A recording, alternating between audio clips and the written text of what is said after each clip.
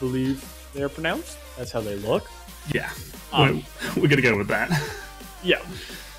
So, definitely looking into those to see how they play. And TTTK, who is predicted to win by a hefty margin, it is pretty much names that I don't remember or recognize aside from Steno vaguely. So yeah, Steno and Verns are names that are familiar to me. They've played well in other leagues before under different teams, different organizations. So it's going to be interesting to see them play in this new environment. I have been keeping tabs on them recently. And yeah, being part of TTTK, again, as you mentioned, these other players on the team, we're not entirely sure how they're going to perform, but we did say that Prey, they were the underdogs going into last game. We wouldn't know how they were playing, and we kind of expected Onibi to put up a better showing, but Twitter got it right there. So I'm gonna side with Twitter this time. They're saying TTTK is going to win, so I'm gonna say Homeless, unfortunately, going to be catching an L today. That's just how I'm gonna go with it. I did go with the side of Twitter as well. I think I did go with Prey last time, so I'll jump with you on that one too. I'll agree. I'll go with TTTK here. So I must say also, I really like their little homemade icon, kind of the little home drawn one. But already, something that we've seen through both sets so far is this early priority on a theme park ban. It really just seems like both blue side teams really do not want to play this map at all. Yeah, it is it's the newest addition to the map pool. I mean, technically Oregon's newer, but teams are more familiar playing Oregon. You know, anyone who was playing comp a year and a half ago got a lot of Oregon practice in. So theme park recently changed, still quite a lot of exploration to be doing on the map, and teams find it quite stale and stagnant to play on. So I'm not too surprised that everyone's sort of banning it out early. I am interested though that we are getting Coastline getting banned out quite a bit. Normally that's quite a lot of teams' favourite maps. You know, the fragger heavy teams generally try to play on that one. So I mean, these guys, maybe they just don't want to play in that sort of looser, fast-paced, aggressive style. Yeah, and that's always a nice thing, is that when it comes down to it, Coastline is usually the map that you pick up and play on when you feel like you can just out-skill, out-muscle your opponents, almost, at least in the lower tiers. It's usually used as that kind of just, I'm better than you map, and I'm going to prove it, because there's no strategy, really, that you have to slog your way through, similarly to how we'll see on Oregon, most likely. In that basement setup, there's a lot of that stall focus that we have in the bunker area. On Coastline, you just don't get that. You know, Wamai isn't as effective. The rooms are very open with a lot of angles from windows and from the outside, from attacker positions. So we'll have to see, because we talk a lot about Coastline for being on Oregon. We'll really have to see how Homeless wants to start on this attack, because very easily we could see how Onibi fell on their attacks on Clubhouse in our previous matchup just a bit ago, where they definitely were very slow on their attacks, and that ban is not going to do Homeless any favors at all. No, it's definitely going to make things more difficult for them as Homeless are starting out on the attack. It is going to be interesting to see how they deal with the utility burn game that happens quite often on this map, you know, looking around the blue and the attic, and I think that is what really depicts the hallmark of a really good team, and just a group of fraggers, a group of guys who can play well together in most environments. The amount of utility and strategy that we see coming through on Oregon quite a lot of the time is really exciting, at least for me, to watch. And then, as we see, Homeless then ban out that Capital, so that's quite a lot of utility off the board there. But it also means that Wamai is a direct counter to Capital. So by getting rid of the Capital, maybe they don't want to use Wamai as much, or maybe they just really don't like those firebolts. Also, I mean, you could even just say that, the Capitao is one of the better ways to really burn out a Wamai on his own. He can really help deal with pretty much all of Wamai and a good number of ADSs with those, half the ADS charges, really, with his flashbangs alongside his fire and smoke bolts. If you do want to use all of that utility on the Wamai, that's very much not advised. But I mean, still, he's single-handedly one of the best ones alongside Zofia, who we are going to see. And yeah, we're going to see a kid start, which means Vern's piloting this Wamai is going to be perched up in that attic, like you said, and he is just going to be tasked with making the attackers' lives hell, really, and just take as long as humanly possible on this attack. Yeah, and just deny as much time as possible. We've seen quite a lot of utility, or at least slowing down the clock already on the side of TTTK. We've got the Jaeger, the Wamai, also the Vigil, going to burn a lot of time trying to catch him out on the drones. Then you got the smoke, that's 30 seconds of denial, and the bandit as well, just to slow you down, opening up those walls. Although center half is able to pick up the Thatcher, as that wasn't banned out, so it's going to be the utility isn't going to be as effective as it otherwise would be if there was a Thatcher ban. So, an interesting thing to see too is both Maverick and Thatcher are up. This attic wall should be handled pretty easily thanks to that Maverick plus Zofia combo that will be seen. The pretty standard tricking combo, as Steno's going to get pretty aggressive on this window, and he's actually going to be vaulting out already, and he's found just like that. Orvinka is going to find that opening frag of this matchup on, I mean, not just an overly aggressive play, but a very ill-advised play from Steno. He still had that nitro in his pocket, and now that's a positional loss and a utility loss and a body thought. Yeah, that is that's really not what you want to see. I mean, it does sort of indicate the mentality that TTTK are going to be having, going for that aggression, trying to get those early kills, understanding just how important that opening kill can be, and using their aggression to try and get it. But I mean, that's just not the play right there. Just going for a jump out right at the start. I mean, the window wasn't already open, so there's that huge sound cue as you're doing so. Vinka got all the time in the world to adjust, and yeah. And well, center half follows it up straight after, or a little bit after actually, getting the kill onto R with Lee. They haven't elected to go for an attic take just yet, still applying a lot of pressure onto that master bedroom as Skir gets the kill onto Corvinka, putting us now into a 4 versus 3 in favor of Homeless. Yeah, but at the end of the day, Homeless is still in, I mean, I think TTTK rather is in an okay spot.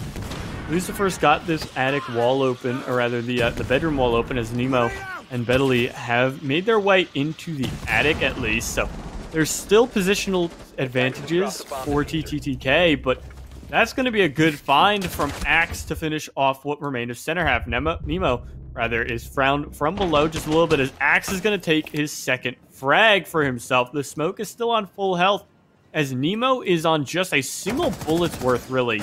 Almost going to find the head of Axe, but no, Axe is going to find his third. A fantastic job from the smoke, salvaging this round all on his lonesome. And on his lonesome is Bedley before he's found with a nice headshot from Verns. The Og of the Wamai finishes that one off after he's done playing with his toys. Setting himself up on his dresser, and he finds the head of Zofia. Finishing a good, again, another well-salvaged round from the defense that we see again. Yeah, and I mean, Steno's aggression didn't pay off, but everyone else's did. Verns playing well around the team, being that sort of anchor inside of the site as the Wamai. You want to stay alive for as long as possible, throwing out those Wamai discs. But Axe just completely disregarding the fact that he's a smoke and generally considered to be one of, if not the most important operator on a given lineup, just to try and deny those last 30 seconds of a round, goes, you know what, I'm just going to walk at the other team and get a triple kill, including what I assume was a down and then a knife, which is just a very risky play 90% of the time, because someone's usually close by to follow up and get the kill as you're attempting to go for the knife. So, with that being said, thanks to a nice win for the side of TTTK, we'll be headed down to the basement, which is the other pretty standard site. And I like to think that this is a pretty not standard defensive setup from the side of TTTK. They've opened up an interesting wall into the freezer while reinforcing a different side. Usually if you see a rotate, it's the other way around on those two walls. Axe is going to start setting up the usual setup here, that usual Wamai shield, as the Jaeger ADSs hold off there too. And again, this rotate through freezer, I don't really understand the purpose of it, because it's in such a good position really for the attack that they just need to make their way into freezer, that they can just look through the hole and cut off the rotation between sites. So it's very interesting to see how that one's going to work later on in the round. Also important to note that the Thatcher EMP, when thrown outside, was able to catch the ADSs, so then the one that was thrown deeper was able to catch some more utility inside. So that is a good use of those EMPs already very early on. It's going to make taking blue a little bit easier, although with Korvinka down already, it was going to be a bit more challenging center half. However, I have something else to say about it. He lands one kill, but it's going to be Skirt to get another and Nemo to trade him out. So we're already in the 3 versus 3, still a minute 50 left on the clock. And they're just both going at it. I think Ahomas have realized that TTTK are trying to bring that aggression, and they're trying to match it now. I mean, you really keep mentioning it, but it is worth mentioning. TTTK is borderline playing this defense like they're on the attack. They're swinging a lot, they're pushing a lot, and they're playing very aggressively together. So, wasted utility from Bedley, as it seems like they're unaware of certain things. That wall is still open. No one reinforced over top of it. We'll have to see how Homeless want to work around this wall, as Bedley's going to get swung on, but it's center half holding firm on the flank watch. He's going to save his teammate from being fully slain by the swinging Skur, I believe, as, again, another for center half. He's found 3 for himself. He's net his 4th frag, and it's all up to Verns here on his lonesome 1 versus 3. Granted, 2 of them are on very low health, and now we'll see this rotate come into play, as he's not going to finish off Nemo down the Maverick, but it's 4 for center half. A great round individually for the Thatcher, as he secures Homeless's first round for themselves. Yeah, and I mean, can't stress it enough. They are both just going full force at each other, trying to go for the kills. I don't really see much objective play in the future of this map, or potentially even in the future of these two teams, the way things are looking. Stano's aggression still hasn't paid off for him, though, as he's still sitting on 0 kills. But, I mean, Skur, just normally with that blue control, as a defender, you try and play passively behind shields, behind ADSs, and as you suggested, when you lose a bit of that control, when the ADSs get burnt, you reinforce your rotate. Skur just didn't care. He was challenging everything, and it worked out well from collecting him, I think, 2, maybe even 3 kills in that round. 2 kills. So, as we head back here, we have received word from High Overlord Gunny. We have been told that Freak had some moss issues after the matchup for Prey and Onibi. So Onibi is going to get a 7-0 forfeit win for the matchup, which is disappointing for the side of Prey, considering how well they worked. But regardless, we'll get to see them work well, hopefully, in future weeks as well. But yep, 7-0 for the side of Onibi. And, yeah, we're gonna, I don't know, that definitely does not feel good at all, to say the least. No, especially not if you're from the side of Prey. That is a disappointing outcome after a very strong game, but rules are rules, and Moss is an important part of those rules. So, as we are seeing, though, Homeless going once again for this attack downstairs. They just want it basically off of the back of center half and just walking on in. Now that Wamai actually catching the EMP pulled it closer to the shield and the ADSs, so might have actually helped the attackers more than defenders in catching out some more of that utility. We are going to see Sker this time not play so aggressively and back away, and Arwoodley is actually going to be able to get reinforcement off. So a much more standard blue defense this time coming through from TTTK. Yeah, that wall being reinforced is good from the side of TTTK. It really helps them out a good bit, as it saves themselves a bit of pressure and hassle that they rather have to force Nemo or Lucifer to get open. Speaking of, the Hibana is going to be taken very low, and it's Verns to find the first frag onto Bedley, and then right also onto Corvinka. Nice fragging from the Vigil, who's running around causing havoc for the side of Homeless. They're not really sure where he is. Score is going to find another onto Nemo, and it's just center half and Lucifer on a sliver of HP for the side of Homeless, with a minute really to pivot around and work with, as they have to do what seems to be the most here on this round, and they won't be able to, actually, as I was about to pass it off to you. Steno and Verns find one each. Verns for his third of the round, and that's a flawless round for the side of TTTK. Yeah, and I think a huge part of that did come down to Verns. Getting those 2 kills, holding the back stairs, that's such an important area for you to hold as an attacker if you're going to go for a blue push. And, well, they lost that, so even if they'd been able to deal with Verns, or even if they hadn't all just died right at the hands of the remaining players from TTTK by that blue entrance, it would have been so difficult for them to push on in anywhere else on the map, because they'd spent so much time and so much utility getting that blue control. You don't have anything left to really deal with the guy on main stairs. You just have to hope that you can breach a wall and work your way on into sight, but then at that point, well, basically what we just saw happen will happen, and a very well played round by TTTK. We're now able to go back up top, so we're not going to see a nice kitchen or dining defense come through just yet.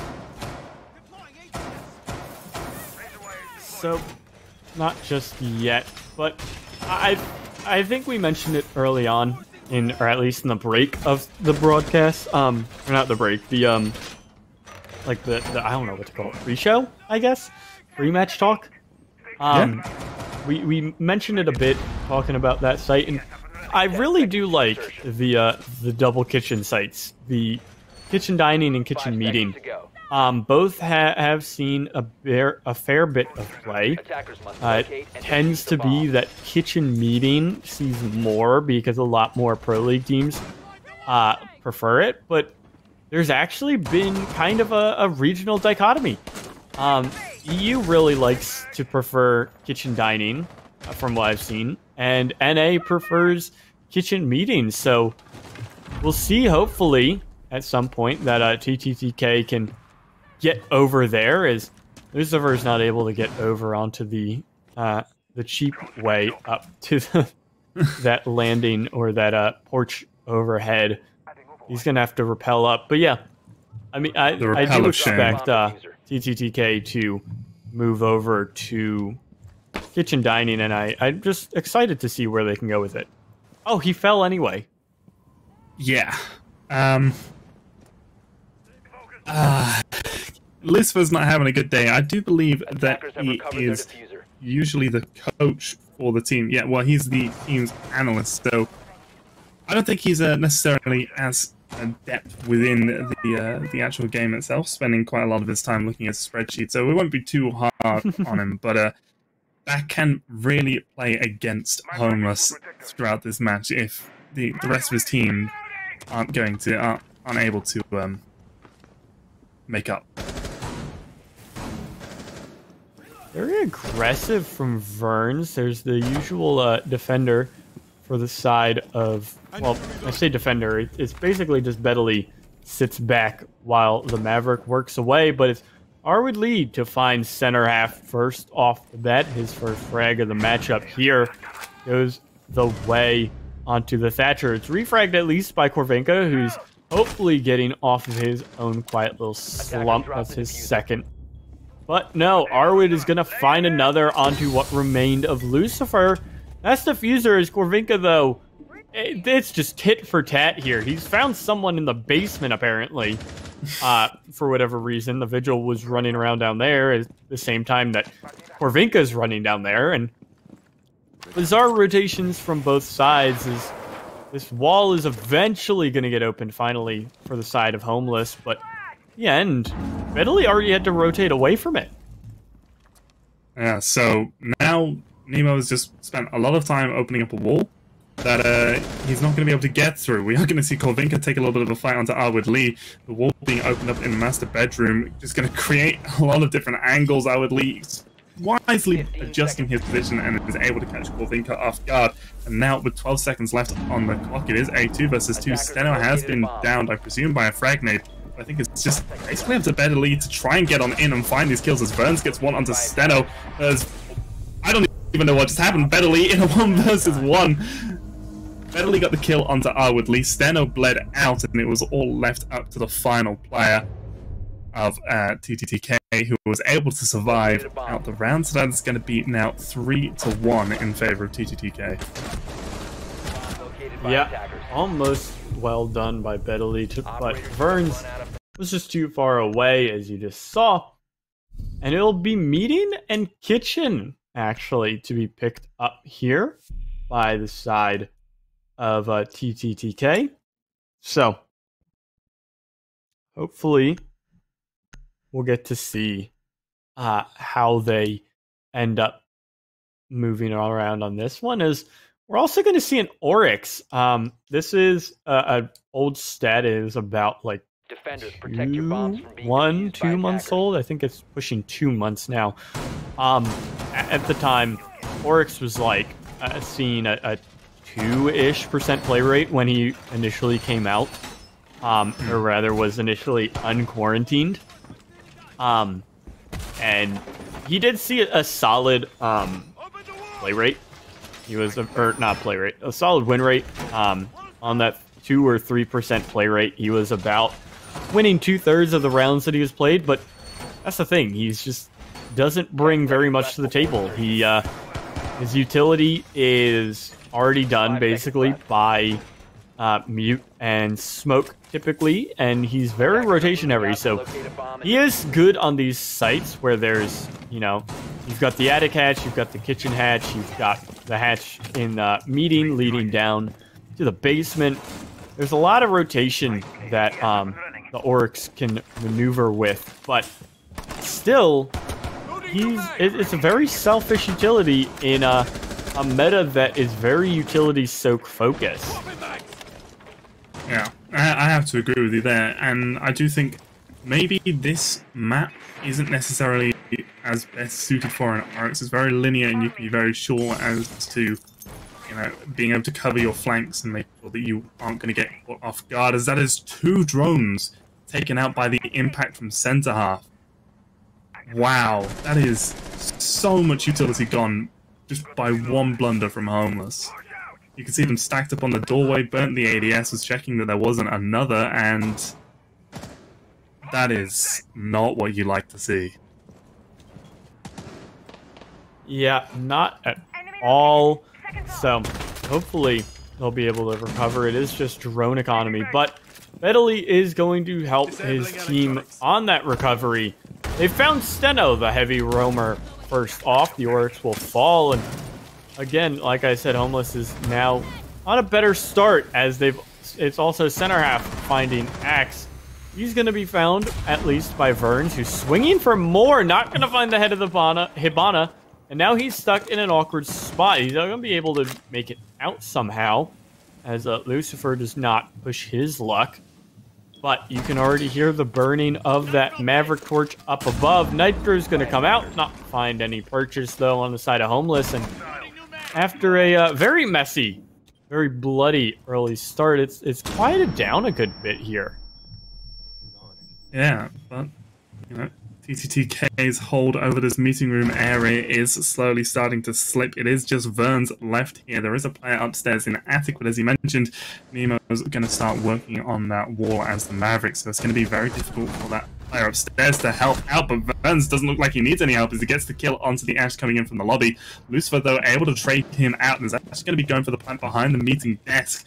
Betterly trying to hold as many angles as possible, looks away at the wrong time. Jaeger's able to get the kill onto him, so now it's just Nemo and Lucifer up against Sker and a Arwid Lee, so it's a difficult retake to try and pull off. There's so many different angles that can be held, and Nemo just showing that off perfectly as he lands the headshot onto Sker.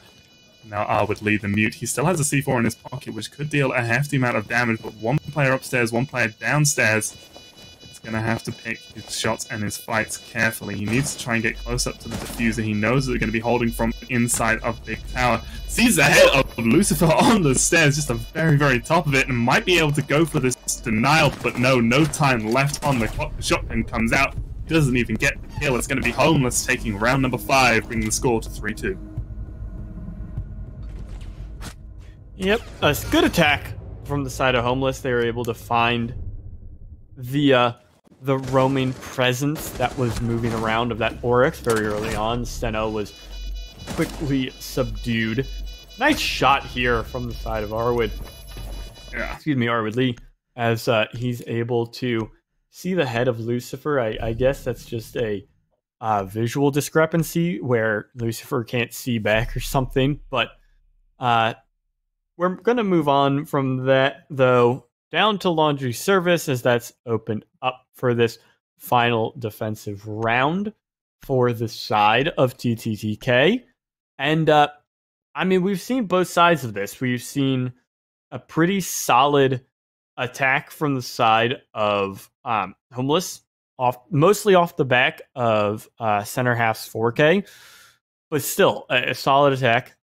And then the flawless defense from the side of TTTK. So we'll have to see where this one's going to go. But obviously, I think it goes without really, me making a major note of it. If Homeless is able to take this round, they're in a great standing going into their defensive half. Yeah, absolutely. However, I feel TTTK, the way that they've been playing, the aggression that we've seen, you said this yourself, they're playing on defense like they're playing on attack. So, I mean, unless they're going to play on attack like they're playing on defense and just hold angles for 3 minutes and play so passively sitting inside a spawn, I highly doubt it's going to be the case. I think TTTK's attacks are going to be just the most interesting and or frightening aspect of this whole game. It could just completely shift it up and Homeless might just get overwhelmed, but then at the same time, players on Homeless have been playing well, particularly centre half. Although I do want to see like Polvinka and Bedley step up. They've both only got 3 kills, and when you're playing Ash and Zofia, you're expected to kind of have a couple more to your name by this point. Yeah, definitely so. We'll have to see how it's going to work out, as there's been more role swaps coming out. I think this time now Nemo and center half are swapping up. It's definitely showing that Homeless, he's still figuring stuff out, but at the same time, they are very comfortable with playing multiple operators. So, Verns rather is going to be shutting this wall on the blue bunker after he lost his shield. Pretty standard play as usual, and center half now is going to go to work on this wall. So, It's a pretty standard, pretty slow-going attack, and it's very obnoxious to deal with all of this utility that is just lying around the basement. Yeah, and this is awfully reminiscent of the time where TTTK were able to win downstairs. However, there's a distinct difference. We don't see Verns roaming about upstairs and causing havoc, and that's going to work so badly against TTTK as they're already down 2 players, Bedley and Nemo getting 1 apiece, and now Breach is able to open up a lot, so it's going to provide a lot of control, but Centre Half gets the kill onto Axe, and 1 player is down, that's Verns down. It's all up to R with Lee. Basically a 1 versus 5. He does get the kill onto Lucifer, but he's stuck between a rock and a hard place, to say the least. He's trying to find all these different angles. He wants to revive his teammate, but doing so is more than likely going to get him killed. Still got a minute left on the clock. He gets 1 shot onto Bedley. Verns is finally finished off. Just trying to peek around this angle. Can't cross over far enough because of the hole that's been opened up in the wall into electrical looking through towards pillar. So he needs to play in this such a small confined area. He's spotted out on the drones. He swings. He's actually able to get the kill onto 1, but Arwood Lee. He gets the kill onto Arwood Lee, but it's Corvinka, I believe, to trade him out. Yeah, almost well done. I mean, he was able to net a 3K for himself, but at the end of the day, I mean, yeah, the 1v5 is just not gonna work out. So, Homeless sets themselves up well for their defensive half here as they pull a 3-3 out of the bag. So, even if they happen to do, or they do happen to go 4-2, they will win this out theoretically 7-5. And, yeah, I mean, you know, they are just in a very good spot for themselves. They are, you know, very well off, and it's really going to take a big effort from the side of TTTK on this attack to be able to swing this game entirely in their favor. As Laundry Service, or no, not Service, Laundry Supply is the first site chosen here by Homeless on their defense. Yeah. It looks like we're going to see Homeless open up that freezer wall. We commented on it when TTTK did so, and they actually reinforced one side and opened up a rotate. Looks like they've just opened up this long line all the way through, which will give them good visibility on into freezer, but if they lose that control at any point, it's going to make holding onto site and getting those rotations off so difficult. Or have they reinforced one side still, so it's still a difficult angle to try and play off of if you lose freezer control. So from here, it's pretty standard. I mean, these are always fun. I mentioned it as well. Oh, just kidding. Corvinka is going to jump out onto Verns. And find that one. I was gonna say it's basically just like it's just like the basement defenses on Clubhouse, in that we kind of just sit here for 2 minutes while they do everything and clear everything. But right now, Bedley's getting he's not getting pinched. That's one of his teammates from behind. He's getting some help. Probably from Corvinka, but he is in a bad spot thanks to Scar, rather. So, Corvinka's gonna live for the time being, but it's definitely wasting a good bit of TTTK. I'll get the right number of T's at some point. TTTK's time up here on the upstairs.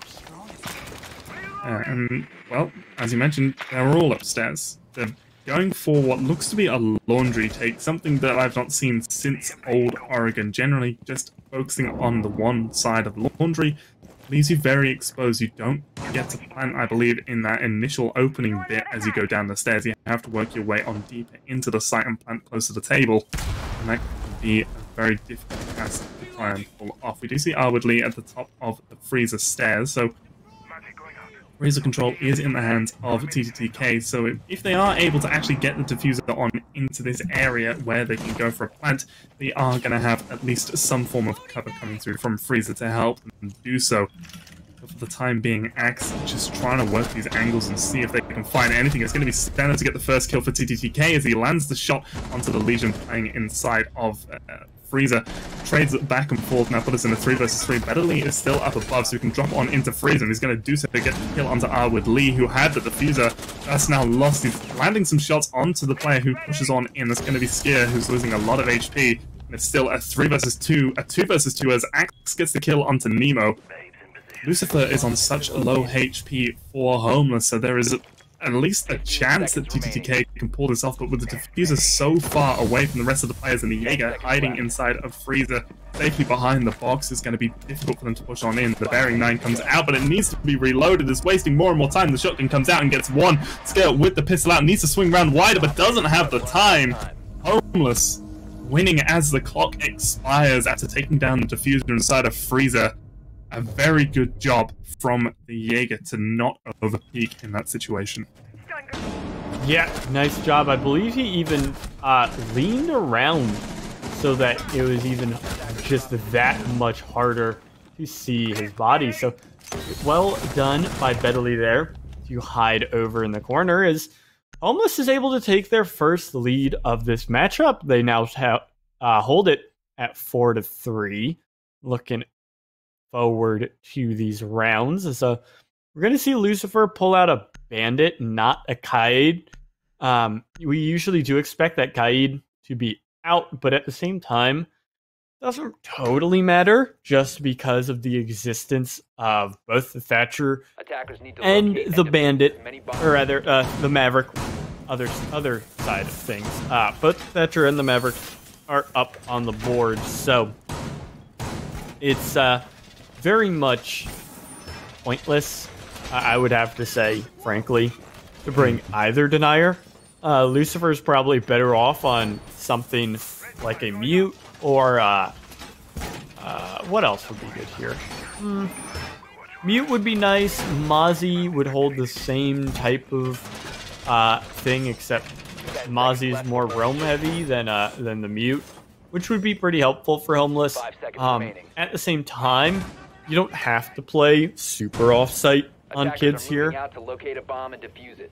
But at the end, I think it's fine, honestly. It gives you a nitro that you would very much appreciate on the defense here. Yeah, I do find that picking up that 5th operator when Thatcher is left on the board can be quite a difficult task, because you know that bringing any form of wall denial, the other team's definitely going to be bringing that Thatcher, so there's almost no point unless you're going to attempt to actively trick it, and it doesn't seem like that's going to be the case. Valkyrie, again, is always a good option, but if they're hard-running IQ, and I find that on this site in particular, those Valcams don't necessarily get hidden quite as well. There's not too much in the decor high up around the map, so it's easy to spot them. But Corvinka, well, he's going to spot Woodley's head and take it clean off. A nice little burst from that SMG-11, and the opening kill of the round goes to Homeless. The IQ off the board is pretty nice for the side of Homeless, as a nice shot, I'm not sure from where or where to, from Corvinka does remove the head of the IQ, and I mean, that's a great start, as they've now net themselves 4 straight opening frags. They've won 3 of those rounds, and Corvinka's going to find his second as Steno pushes forward aggressively, exceptionally aggressively at that. He's found Lucifer for himself, but I mean, 4 on 3 now as Verns and Scare are forced to play a bit awkwardly alongside Axe, and things are looking rough-ish for TTTK on this 8th round. And starts to look a little bit better though. Scare lands the kill onto Corvinka, so with the smoke gone, it does make things a little bit easier. He's going to go in below to try and gain some control, but it's going to be centre half, landing the shots onto Axe, attempting to push on into the site. It's going to make things a little bit more difficult yet again for TTTK. That is going to be a diffuser lost as well over by that It's that games room now, not generator anymore. Games room wall. The shots coming through puts both players on TTTK down to low HP, and it's actually going to be Betterly to finish off Vern. So it's all on Skier. The Ash at the bottom of these white stairs, spraying some shots. There's only 35 seconds left on the clock, so trying to make something happen here. They know full well where he is. The Guman's popping off, not doing that initial 10 damage, but you don't take him out in time, and you're still gonna get stung. Center half getting a kill right there, placing those Gumans on the stairs. Yeah, you love to see it. So, yeah, that was definitely, at that point, Scare just kind of gave up with that one. He had, you know, most likely to. I didn't really see the positioning at the end of the round, but most likely, if as he's pulling them out, someone is going to come swinging on him. So, we'll get to see, yeah, he's probably just doomed regardless. So it's fine that before you jump into the next round, one. Sorry, but before you jump into the next round, I just want to say something to Steno, because if he watches this back, I just want to tell him, what on earth are you doing? I know that when you play Thatcher, you throw out your EMPs, you put down your Claymore, and then you're just a gun. And you've got the L85 or the AR-33, I think it was in your case. But what are you doing, man? You don't just walk into the site. What? Yeah, that was... No, that was definitely something. I look down at my notepad to write, or my notebook to write down the opening frag, and I look back up, and there's like, part of his team is outside attic, the other part is in like the main hall bore bedroom area, and Steno is just like walking into attic from the main dorm room. Just. I don't even know how he got in there to begin with, but he did not make it out. So, yeah, that is a very interesting play. He got his one. That's all you can really say about it. He probably came out of it. I got my one. You guys do the rest. I threw down my EMPs. I got my one. I did what I can. What more do you want from the Thatcher? You know, you use your utility, get one kill. Like everyone else, just do your own job. Exactly. So, away from that, though, we're going to see, actually, all 4 sites played today. We had Meeting and Kitchen picked up by TTTK, and this time through, Homeless is going to run Dining Kitchen. Not really as similar to a lot of main strategies that a lot of EU teams have been running, where they will throw a Wamai in this corner here. You see Verge is droning it, and Nemo is actually going to find the head of Steno. Again, the Thatcher getting overly aggressive with no team backup, and he's going to pay the price for it. I have no idea what is going through Steno's mind. I mean, the very first... Oh my goodness, okay. Nemo! What is that? IQ is able to get the kill onto Lucifer on the corner. It's called Vinka gets one onto Sker, but it's a 2 versus 4. Nemo hitting some brilliant shots to start the round off. And it's all left up to Axe and Verns. They do have some entrances made into sort of showers and the site itself. And this is a very strong position for Axe to be able to hold. And if he's able to spot out some of these Echo drones, he does get one. Takes out an ADS as well, just for good measure. So it does provide some opportunity for TTTK to maybe get a plant off, but with this player playing in the hallway, Max wanting to swing on it, he goes for the fight, is actually able to land the shot onto center half, a little bit of a whiff coming out from both sides there, but it does mean that TTTK could potentially get themselves into a position to plant Verns. A beautiful shot onto Nemo, the Echo down, it's all up to Betterly and Corvinka. Corvinka, beautiful angle coming in from this hatch, can potentially catch someone off if they're going to go for a plant, but it's going to be Verns so far away. Might actually be able to get it down safely. The shot's coming through from Betterly, not going to find anything. Catches Verns on the runaway, and now it's all left up to Axe, and he's on about 15 points of health with 35 seconds left to hold the diffuser. Gonna find the opener. Onto Betterly. Yeah. Oh. How will Corvinka play this? Oh! I was expecting the swing, actually. Yeah, he played that one perfectly. Now we get to see Rook's grimy fingers. But Homeless have secured a tie for themselves. So that's a flawless defensive rotation, too. So nice job to them, even though that one was really close. And now we've got laundry supply coming up. Those were some insane shots from Nemo, too. With the fadeaway, backing up behind the 3-point line, fadeaway headshot. Just, Attackers need to protect. that is not right. I mean, Homeless now sitting on match point off some great shots coming through from the defenders. I went with Twitter this time after going against them last time, and now Twitter has betrayed me. Because I feel Homeless have put themselves, as you mentioned, they've won every single site that they've played, so they are now in a very comfortable position moving forward. They've got 3 opportunities to try and close it out Attackers need here. to locate and defuse bombs. So, with that being said, I mean, this site didn't... It wasn't, like, overwhelming, the side of the way of Homeless. It did require... That's the thing about all 3 of these rounds.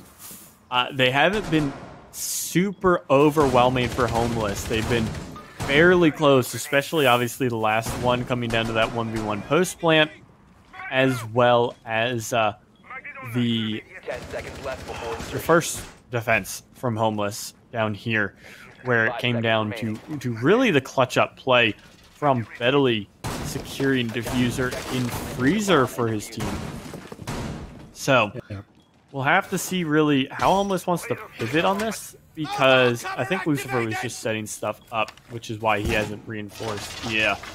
I was wondering why that wall wasn't reinforced, but both ones will get set up here, as already TTTK is on their way into this blue bunker very quickly. Yeah, last time we saw them attempt to go for a laundry freeze this time. They're going, nope, that's right, we'll just play it normally, go through blue. And just all the flashbangs just being thrown.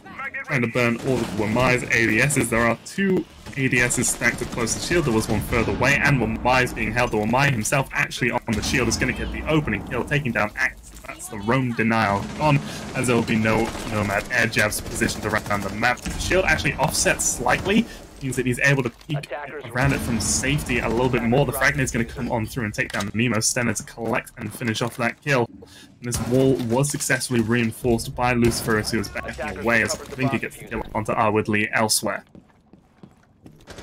So, with that being said, another one found by Bedley onto Verns is going to go his way here, as we're going to be seeing now 2-on-4 for Skur and Steno to save the round.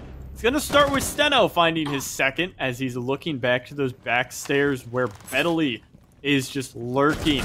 He's going to be found too by Skur. And again, things are falling apart for Homeless when they have this big advantage. It was 4-on-2 yet again, and now it's 2-on-2. Skur is going to be droning in Steno, who has no drones in his pocket. Skur has lost his last one too, so they are going no info for the next minute into center half and Lucifer. Those gas grenades are going to be stalling out a good bit, as Skur is going to see the Legion tag him down to half health, but center half escapes with his life, as Steno is finding what he can, but it's not a ton here. And I mean, I can't really see TTTK coming out on top of this one. The fact that center half is in that freezer area cuts off so many possibilities. The rotation as well on into the A site means that he can just swiftly move between the two and assist his teammate in Lucifer, but Lucifer goes down to scare. The plant is actually going to be going down. Center half needs to find a way to make this work, but it's going to be Steno hitting the shots to close that one out. TTTK remain in this one for at least one more round. Oh, consider me not only surprised, but wrong. So, my apologies there to TTTK, clutching up perfectly the 2-on-4 to 2-on-none. So, really well done despite the good start from the side of Homeless. And that is the first round in 6 rounds. So, the full stat line will be that that was 6 straight opening frags for the side of Homeless and 5 rounds in a row, but the 6th was stopped up. So no 6 straight rounds to win out the map. And all told, I mean, that's a really impressive streak, though, from Homeless to at least secure themselves this 1 point. Yeah. Interesting, though, that Homeless have elected to go back downstairs. I mean, you did win the upstairs hold a bit more confidently. You had more bodies left up than just Bedley hiding inside of Freezer when you did actually win this site. So either they're more confident in this hold than they are in that upstairs, or they just understand that they have a couple of rounds to play around with if they really want to, and just experiment on some other strategies. It's not really what I would advise doing, but I have seen it done before. And 5 seconds left before I mean, insertion. who knows? Is all you can really say. Who knows? Maybe Homeless just didn't trust their upstairs victory to be repeated.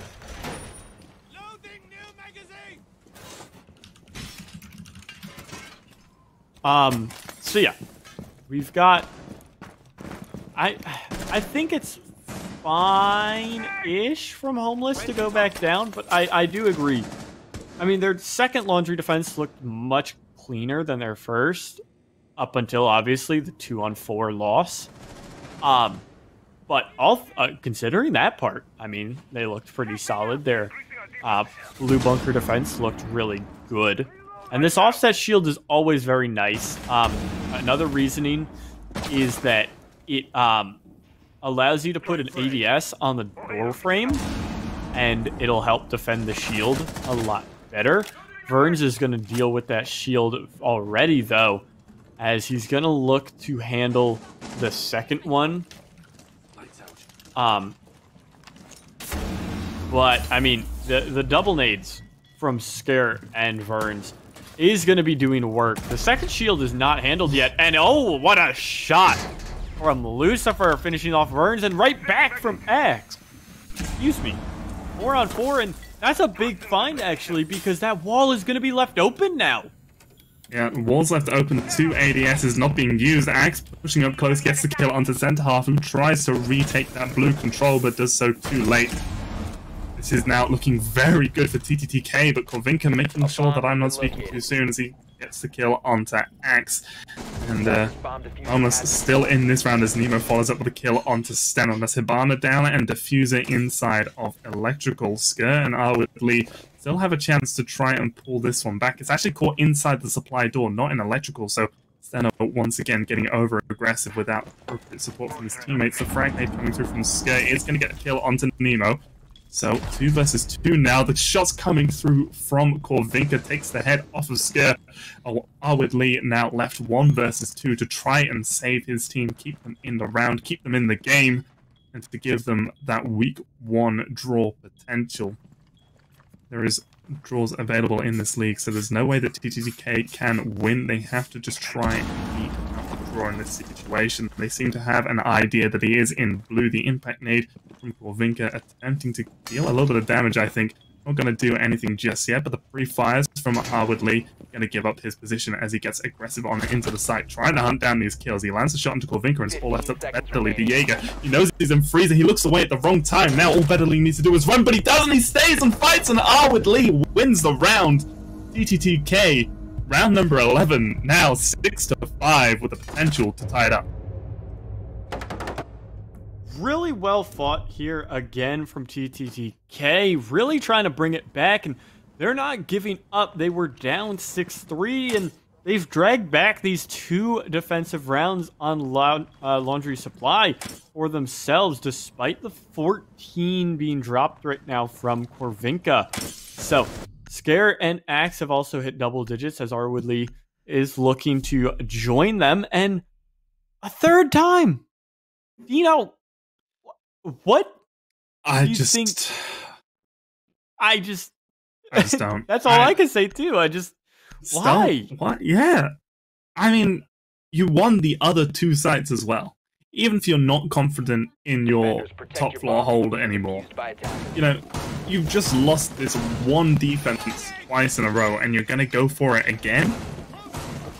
I would be very apprehensive of doing so, at least, even if, like, on paper, statistically you win this site 50% more than you win any other site. Psychologically, at this point, you're going to be struggling to commit to just playing the same site, same role over and over and over again, because TTTK are getting a better idea of how to work you out of your spots and land those kills. I'd suggest that they just switch it up, go for a different site, give themselves a bit of a brain break to just try and keep themselves in this one. Attackers are moving out to locate a bomb and defuse it. Yeah, these last 2 rounds definitely will be weighing on Homeless, and to be... Oh, no. Oh, no. Baiting out shots is Verns. He's only going to take a single bullet of damage from Corvinka. But yeah, you pose a really powerful, a really big point in that these, like... Something has to be going through their comms where they're saying, this is the round, or we'll get it this time, or something similar. And that doesn't need to be said. You can jump over to one of the other sites where you fared better, and I mean, it's looking like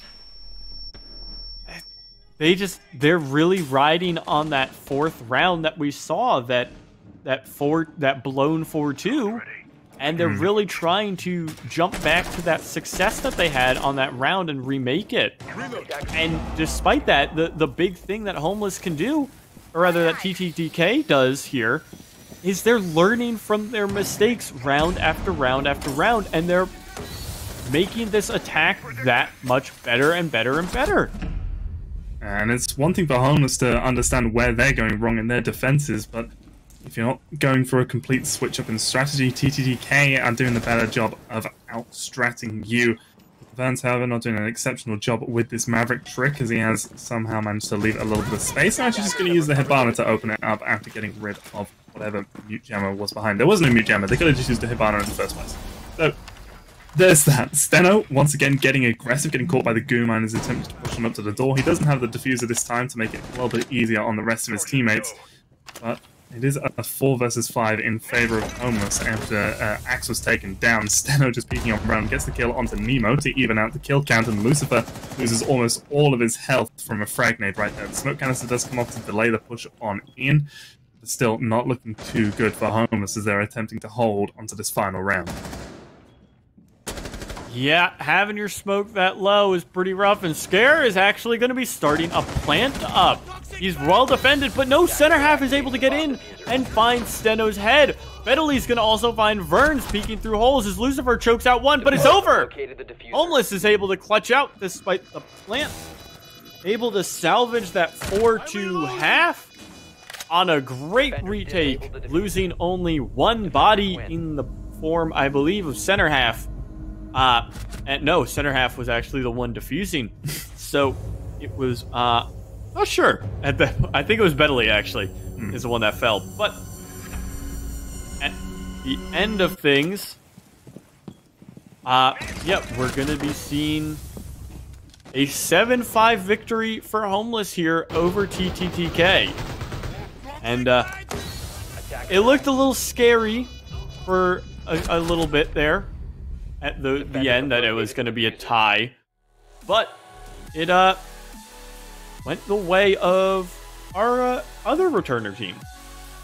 Yeah, and we were criticizing Homeless's strategy of let's just pick the same site over and over again until we win, but I mean, eventually it worked out for them. And I mean, yeah, there's not really too much to say about that. Homeless showing us the same look over and over again. Eventually, TTTK made one too many mistakes as they're trying to go for their execute, and it works against them. So that is going to be the end of map number 2, or game number 2 of the evening. Actually, we are going to have a 3rd game coming up later. Again, going to be on Oregon. But Cherish, before we go to a break, is there anything else you want to say about the map that we just watched? No, it's a good resilience from both teams, I will say. I mean, you have TTTK staring down the tie, or rather the loss, and nearly bringing it back to a tie. And then, I mean, Homeless coming back on that third try of Laundry Supply and winning it out. So, like I said, good resilience to both teams. Really looking forward to how they stack up against the rest of our competition. But with that being said, we're going to jump to a small break, and I believe